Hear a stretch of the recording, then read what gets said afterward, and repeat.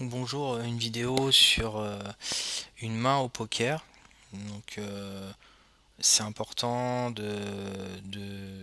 quand on travaille le jeu au poker de se focaliser sur une main pour essayer de voir tous les points de la main.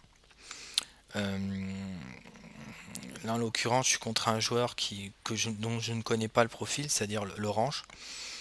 Mais j'ai le sentiment qu'il a une range de call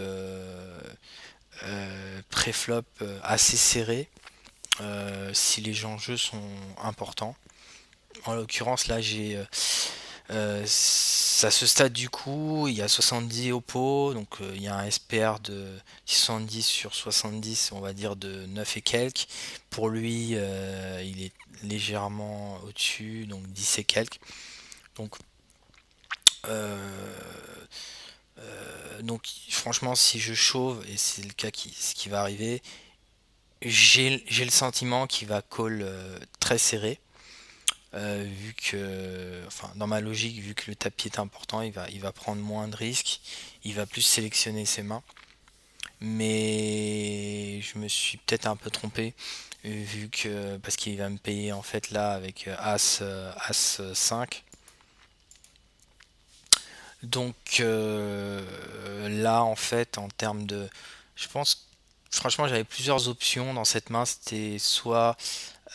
Au vu des blindes, j'aurais dû raise.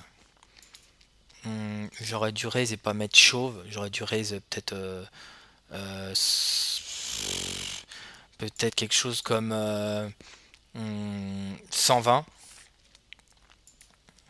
Et disons que 120 ça aurait fait 120 plus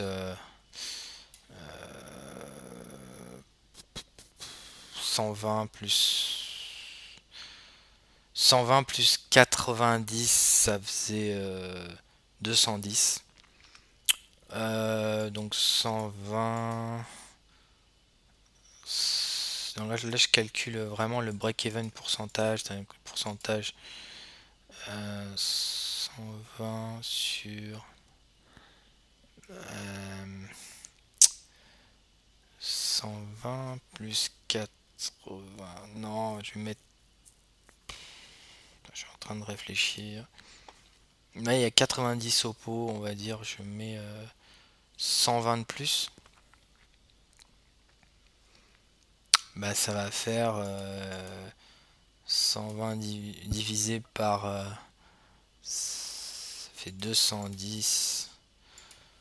Donc 57%. Donc il faut que je gagne 57. Si je relance à 120 là, si je me rajoute 120 de plus, donc autrement dit il y aura 200 là. Non, 160. Ben, il faut que je gagne 57% du temps le coup pour que le coup que ce play soit EV+.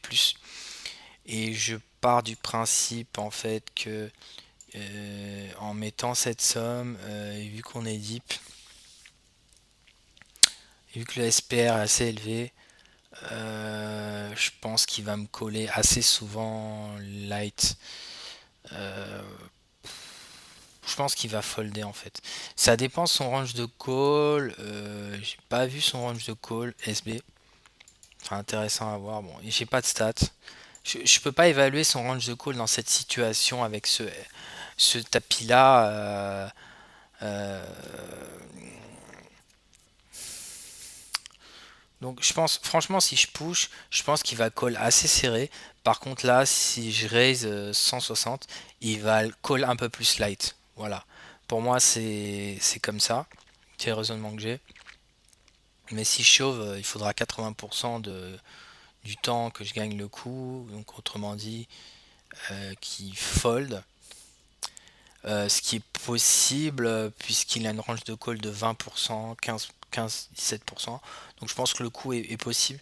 Mais après, je rate pas mal de value sur le board parce que sur le board, bon, voilà, j'ai quand même une main avec un peu d'équité. Et, après, si je me fais payer par As5, As4, As3, As2, c'est plutôt positif. Donc là, je suis plus en value. Mais bon, j'ai la position, quoique non, j'ai pas la position. J'aurais pas la position dans le coup au flop. Je l'ai là, mais je parle en dernier là, mais au flop je ne l'aurai pas. J'ai la position pré-flop mais pas au flop. Donc je pense que au final le chauve est pas si mauvais. Même si j'opterais plus pour un raise là. Pour éventuellement bet la mi-pot en fonction du board à venir. euh, Parce que clairement quand il raise il a très souvent un as ou une paire. Et sur un roi, bah, je vais bet un petit peu avoir roi dame, roi valet, roi 10, dame 10, dame valet, dame 8, dame 7.